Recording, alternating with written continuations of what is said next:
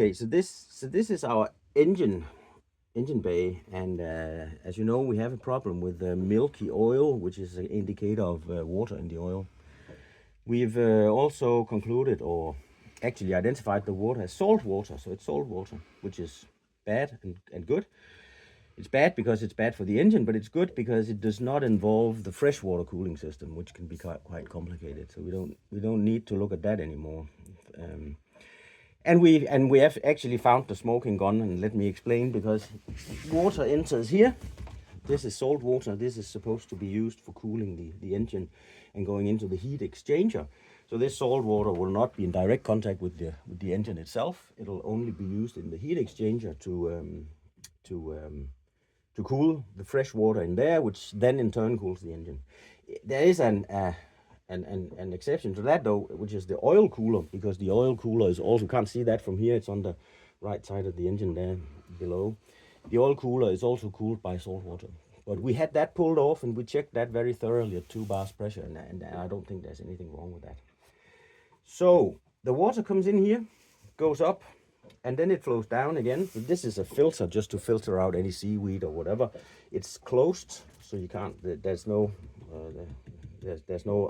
vacuum in here, however you put it, so just like a normal hose.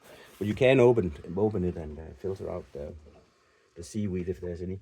And then the water flows down here below the crankshaft. I have no idea why that happens. I don't know what is going on down there. I need to figure it out. Why is this water flowing below the crankshaft like this? And what is it, I guess, cooling down there? I have no idea. Good, then the water proceeds up here and goes into the water pump, the seawater or the raw water pump. There's an impeller in here that's rotating and producing a little pressure.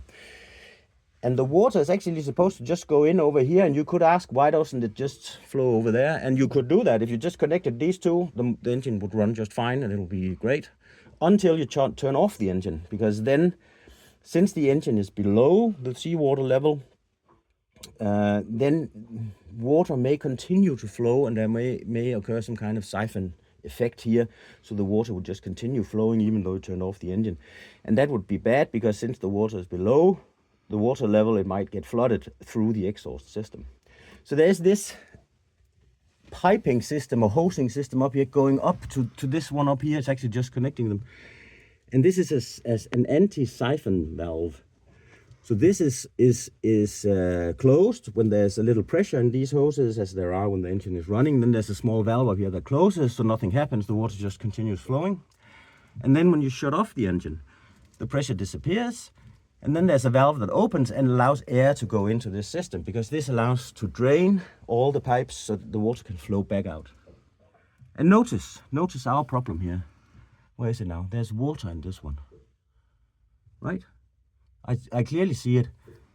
So that must mean that this valve is not working, because if that was open now, and if I understood this correctly, then the water would just, drain out from the system. So now we have water above the level of the engine, and it's a good chance that it's going to flow back into the engine. Because here, the exhaust from the engine, this is the exhaust elbow, here the exhaust from the engine and the now hot raw seawater coming back is mixed and going out the exhaust system. But here, if this is flooded partially as well, there is a fair chance that the water is sort of entering the cylinders, because the fumes are coming from the cylinders or the combustion chamber. So there must be a way in there, and water can find its way in there. It will be situated above the what's it called, pistons, and then it will flow slowly down. The piston is sort of closed, but not entirely, so water will be able to pass, eventually flow back into the oil at the bottom. That is my theory right now. I definitely feel that this is wrong. There should not be water up here. So we're going to pull that one and see if it's closed or not. I hope we'll find that it's actually not working, because then we can fix it. Yeah.